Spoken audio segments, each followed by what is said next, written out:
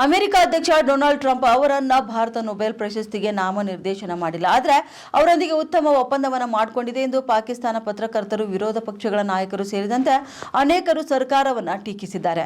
ಪಾಕಿಸ್ತಾನ ಸರ್ಕಾರವು ದೀರ್ಘಕಾಲೀನ ಆರ್ಥಿಕ ಹಿತಾಸಕ್ತಿಗಳಿಗಿಂತ ವೈಯಕ್ತಿಕ ಅಧಿಕಾರ ಮತ್ತು ಆಡಳಿತ ಸ್ಥಿರತೆಗೆ ಆದ್ಯತೆ ನೀಡುತ್ತಿದೆ ಎಂದು ಅನೇಕರು ಸಾಮಾಜಿಕ ಮಾಧ್ಯಮಗಳಲ್ಲಿ ಟೀಕೆ ಮಾಡಿದ್ದಾರೆ. ಇನ್ನು ಭಾರತ ಮತ್ತು ಅಮೆರಿಕ ವ್ಯಾಪಾರ ಒಪ್ಪಂದ ಮಾಡಿದ ಬಳಿಕ ಭಾರತೀಯ ಸರಕುಗಳ ಮೇಲಿನ ಸುಂಕವನ್ನು ಅಮೆರಿಕ ಗಣನೀಯವಾಗಿ ಪ್ರಮಾಣದಲ್ಲಿ ಇಳಿಕೆ ಮಾಡಿದೆ.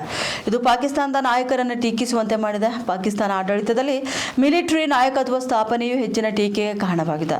ಅಮೆರಿಕವು ಕೂಡ ಈಗ ಭಾರತೀಯ ಸರಕುಗಳ ಮೇಲೆ 18% ಸುಂಕವನ್ನು ವಿಧಿಸಿದೆ.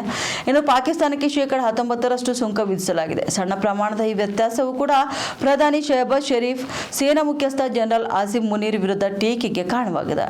ಇನ್ನು ಪಾಕಿಸ್ತಾನದ ತೆಹರೀಕ್ ಇನ್ಸಾಫ್ ವಕ್ತಾರರು ಸೇರಿದಂತೆ ಅನೇಕರು ಇಸ್ಲಾಮಾಬಾದ್ ಮತ್ತು ವಾಷಿಂಗ್ಟನ್ ನಡುವೆ ಉನ್ನತ ಮಟ್ಟದ ಸಂಬಂಧವಿದೆ ಎಂದು ತೋರಿಸಿಕೊಂಡರೂ ಕೂಡ ಇದು ದೇಶಕ್ಕೆ ಲಾಭ ತರುವ ಪ್ರಯೋಜನವನ್ನು ನೀಡಿಲ್ಲ ಎಂಬುದಾಗಿ ಸಾಮಾಜಿಕ ಮಾಧ್ಯಮದಲ್ಲಿ ಅನೇಕರು ವ್ಯಂಗ್ಯವಾಡಿದ್ದಾರೆ. ಇವರ ವಾಷಿಂಗ್ಟನ್ ಪ್ರವಾಸವು ಕೂಡ ರಾಷ್ಟ್ರೀಯ ಹಿತಾಸಕ್ತಿಗಿಂತ ರಾಜಕೀಯ ಉಳಿವಿಗಾಗಿ ಹೆಚ್ಚಾಗಿ ಕೈಗೊಂಡ ರಿಕ್ಷಾ ಪ್ರಯಾಣವಾಗಿದೆ ಎಂದು ಹೇಳ್ತಿದ್ದಾರೆ.